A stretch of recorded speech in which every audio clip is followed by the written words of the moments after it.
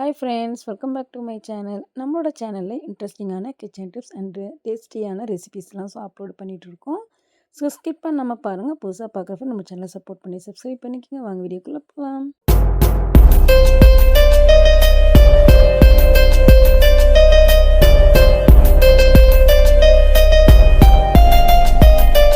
First நம்ம கொஞ்சம் kitchen tips பார்த்துட்டு வந்துடலாம். எப்பவுமே வந்து நம்ம பூஸ்ட்டு, ஹார்லிக்ஸு, காஃபி எதுனா வந்து நம்ம மிக்ஸ் பண்ணுறோம் அப்படின்னா கட்டியாக வந்து அடியிலே வந்து அப்படியே நின்றோம்.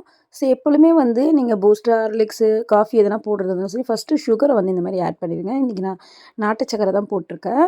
ஸோ இதுக்கப்புறம் வந்து நான் வந்து கொஞ்சமாக ஹார்லிக்ஸ் வந்து சேர்த்ததுக்கப்புறம் நல்ல சூடான பாலை வந்து நீங்கள் ஊற்றி மிக்ஸ் பண்ணிங்க அப்படின்னா கொஞ்சம் கூட கீழே வந்து கட்டி பிடிக்கவே பிடிக்காது. எப்பொழுதுமே வந்து ஃபஸ்ட்டு எடுத்ததுமே ஹார்லிக்ஸ், பூஸ்ட் போட்டுருவேன். சுகர் ஆட் பண்ணதுக்கப்புறம் வந்து நீங்கள் இந்த மாதிரி பாலை ஊற்றி மிக்ஸ் பண்ணிங்க அப்படின்னா நல்லா சூப்பராக நம்மளுக்கு கொஞ்சம் கூட அடியில் தங்கவே தங்காது. இந்த மாதிரி ட்ரை பண்ணி பாருங்கள். அடுத்த டிப் பார்க்கலாம். நம்ம வீட்டில் எப்பொழுதுமே வந்து இந்த மாதிரி சேமியா பேக்கெட் ஆகட்டும், ஸோ எந்த ஒரு சேமியா பேக்கெட்டாக இருந்தாலும் சரி, நூடுல்ஸ் பேக்கெட்டாக இருந்தாலும் சரி, நீ வாங்கிட்டு வந்ததுமே நீங்கள் பிரிச்சுட்டு ஒரு பாத்திரத்தில் வந்து கொட்டினதுக்கப்புறம் வந்து அதுக்கப்புறம் நீங்கள் சமையல் பண்ண ஸ்டார்ட் பண்ணுங்கள். ஏன்னா இப்போது இந்த சேமியாக்குள்ளெல்லாம் பார்த்தீங்கன்னா குட்டி குட்டி தூசி, அதுக்கப்புறம் வந்து குட்டி குட்டி வயருங்க, ஸோ நிறைய இதெல்லாம் இருக்கும். அது எல்லாமே வந்து நீங்கள் ரிமூவ் பண்ணிவிட்டு அழகாக சமையல் பண்ண ஸ்டார்ட் பண்ணால் நம்ம உடலுக்குமே வந்து எந்த பாதிப்பும் ஏற்படுத்தாது. ஸோ நிறைய பேருக்கு பார்த்திங்கன்னா ராகி சேமியா எப்படி வந்து நம்ம வைக்கணும்னு தெரியாது. இந்த மாதிரி ட்ரை பண்ணி பாருங்கள். சூப்பராக வந்து நல்ல வெந்து கிடைக்கும். தண்ணியில் கொஞ்சமாக உப்பு மிக்ஸ் பண்ணிவிட்டு லைட்டாக மேலே இந்த மாதிரி தெளித்து விட்டுருங்க. மேல் போர்ஷன் தெளித்து விட்டதுக்கப்புறம் நல்லா மிக்ஸ் பண்ணிக்கோங்க. ஒரு 5 நிமிஷம் பொறுத்து திருப்பியுமே வந்து மேலே தெளித்து விட்டதுக்கப்புறம் வந்து இந்த மாதிரி ஒரு 10 நிமிஷம் க்ளோஸ் பண்ணி வச்சுட்டிங்க அப்படின்னா நல்லா நம்மளுக்கு இந்த மாதிரி சேமியா அழகாக பார்த்திங்கன்னா ஊறி கிடைக்கும். இதுக்கப்புறம் வந்து நீங்கள் வேக வச்சு எடுத்தீங்க அப்படின்னா சூப்பராக வந்து நம்மளுக்கு ராகி சேமியா கிடைக்கும். ஒரு சிலர் பார்த்திங்கன்னா தண்ணியில் அப்படியே போட்டு ஊற வச்சுருவாங்க. அப்படி ஊற வச்சிங்க அப்படின்னா அதில் இருக்க சத்தெல்லாமே போயிடும். இந்த மாதிரி ட்ரை பண்ணி வேக வச்சு எடுத்து பாருங்கள். அடுத்து கேப்சிகம் யூஸ் பண்ணுற நிறைய பேருக்கு தெரியாத ஒரு விஷயம் நான் சொல்கிறேன். ஸோ கேப்சிகத்துக்கு கீழே இந்த மாதிரி 3 இது இருந்துச்சு அப்படின்னா கொஞ்சம் கசப்பு தன்மை இருக்கும். இது வந்து நீங்கள் சமையலுக்கு யூஸ் பண்ணலாம். ஸோ இந்த மாதிரி 4 இருக்கிற இது வந்து பார்த்திங்க அப்படின்னா கொஞ்சமாக இனிப்பு தன்மை இருக்கும். நீங்கள் சாலடுக்கு யூஸ் பண்ணலாம். அதே போல் கீழ் போர்ஷன் இந்த 3 இது இருக்குது பார்த்தீங்களா, இதுக்கு வந்து காரத்தன்மை கொஞ்சம் கம்மியாக இருக்கும். இந்த 4 இது இருக்கிறதுல வந்து காரத்தன்மை வந்து கொஞ்சம் அதிகமாக இருக்கும். ஸோ இந்த மாதிரி டிஃப்ரெண்ட் தெரிஞ்சு நீங்கள் ஒவ்வொன்றுத்துக்குமே, அதாவது சமையலுக்கு பார்த்தீங்க அப்படின்னா நீங்கள் அந்த 3 இது உள்ளது நீங்கள் யூஸ் பண்ணலாம்.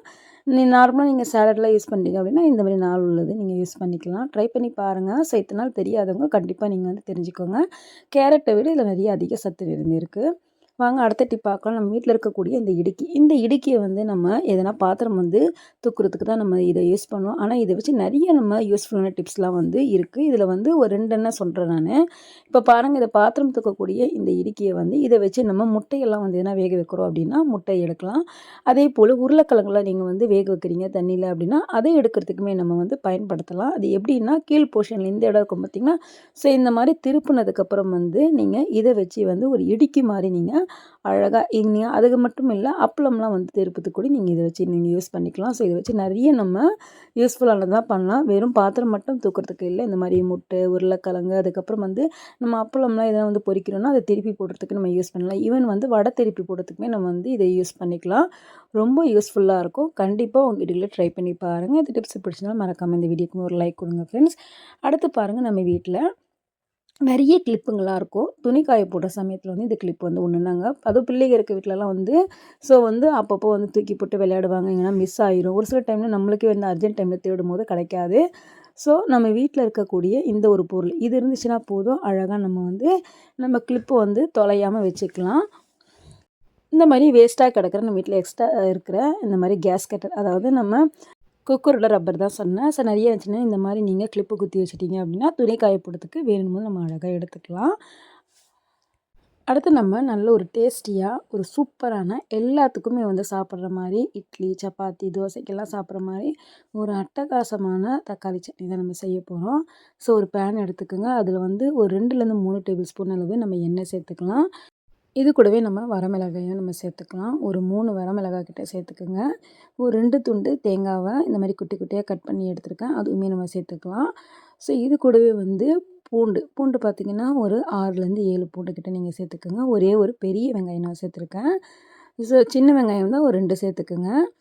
அதுக்கப்புறம் வந்து ஒரு 2 நல்ல பழுத்த தக்காளி அதுவுமே வந்து சேர்த்துக்கிறேன்.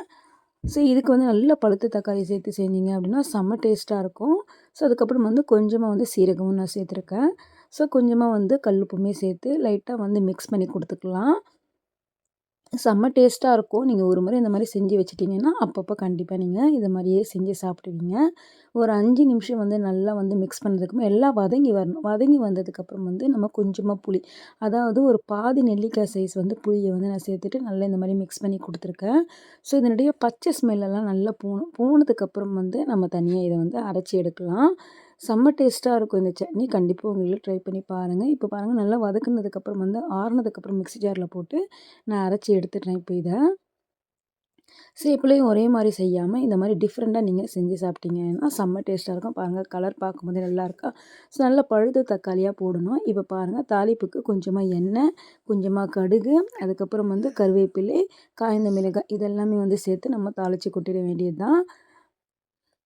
கொஞ்சமா கருவேப்பிலை சேர்த்து லைட்டா வந்து வதக்கிங்க. அவ்வளோதான் சூப்பரான டேஸ்டியான தக்காளி சட்னி நம்மளுக்கு ரெடி ஆயிடுச்சு. கண்டிப்பா உங்க வீடுகள்ல ட்ரை பண்ணி பாருங்க. ஓகே ஃப்ரெண்ட்ஸ், இந்த வீடியோ சொன்ன டிப்ஸ் ஆகட்டும், இந்த தக்காளி சட்னி ஆகட்டும், இந்த ரெசிபி உங்களுக்கு கண்டிப்பா பிடிச்சிருக்குன்னு நினைக்கிறேன். பிடிச்சிருந்தா மறக்காம நம்ம சேனலை சப்போர்ட் பண்ணி சப்ஸ்கிரைப் பண்ணிக்கங்க. நெக்ஸ்ட் ஒரு இன்ட்ரெஸ்டிங்கான யூஸ்ஃபுல்லான வீடியோல பார்க்கலாம். தேங்க்ஸ் ஃபார் வாட்சிங்.